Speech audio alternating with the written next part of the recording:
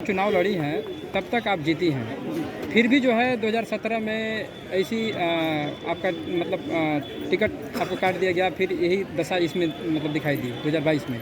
इसके संबंध में क्या कहना चाहेंगे? इस संबंध में क्या कह सकते हैं, वो अपनी पार्टी के माननीय अखिलेश यादव जी राष्ट्रीय अध्यक्ष थे। उनको शायद यही ठीक लगा होगा कि 2012 में अगर 204 सीटें आई थी तो शायद उनको लगा होगा कि 2017 में इसकी आवश्यकता नहीं है, 47 सीटें ज़्यादा अच्छी। मैडम इस बार लोगों के टिकट काट दिए। मैडम इस बार सुहेलदेव समाज पार्टी के जो राष्ट्रीय अध्यक्ष हैं उन्होंने आपके ऊपर एक सियासी बयानबाजी की है कि गब्बर इज द बैक, आपको फिल्म देखनी चाहिए। इस पे आपका क्या कहना है? कि उनकी ज़बान उनकी अपनी है, वो कुछ भी कह सकते हैं। गब्बर तो वो खैर खुद ही कह रहे हैं कि वो शोले के गब्बर हैं।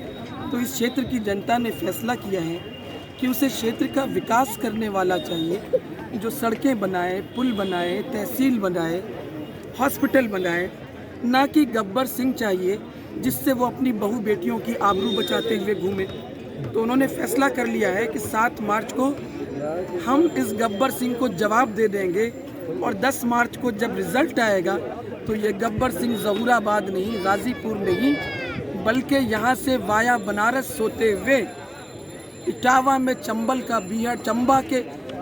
के बीहड़ में ये जो गब्बर सिंह है वहाँ पर जाके पनाह ले। मैडम दूसरा प्रश्न है आपसे है कि प्रधानमंत्री मोदी जी ने सपा और बसपा पर एक सियासी बयानबाजी की है कि जब सपा और बसपा की उत्तर प्रदेश में सरकार होती है तो कट्टा और सट्टा वालों को छूट दी जाती है। इस पे आपका क्या कहना है?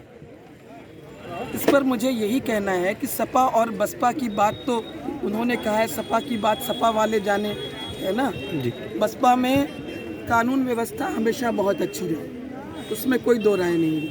और जहाँ तक मोदी जी का सवाल है कि कट्टा और किसकी किसकी बातें करते हैं, ज़रा उनसे पूछिएगा कि उनके केंद्र के गृह राज्य मंत्री माननीय अजय मिश्र टेनी जी किस श्रेणी में आते हैं, कट्टे की, AK-47 की या AK-56 की? हिस्ट्री शीटर हैं वो। मैम आखिर इतना मैं कह सकती हूँ, आप लोग जानते हैं कि लखीमपुर में क्या हुआ था? बिना उनकी सहमति के तो नहीं हुआ था ना, किसानों की जान चली गई और वो आज भी उनके मंत्रिमंडल में मौजूद है और वो भी गृह मंत्री। मैडम लास्ट प्रश्न। अपराधी को वो प्रोटोकॉल होता है, जब वो जिले में जाएंगे तो SP उनको सलाम करेगा। मैडम एक लास्ट प्रश्न आपसे की उम्मीद करते हैं कि जंगीपुर जहूराबाद विधानसभा में किन मुद्दों के साथ अब जनता के बीच जाकर वोट मांग रही हैं? मेरा मुद्दा हमेशा और हमेशा विकास था। जनता को विश्वास है, उसने मेरा 12 से 17 का कार्यकाल देखा है। उसने देखा है कि किस तरह से सड़कों का जाल बिछा था, उसने देखा है किस तरह नहरें पक्की हुई, उसने देखा है कि किस तरह हॉस्पिटल बना, उसने देखा है किस तरह तहसील बनी, और यही उस विश्वास का आधार है।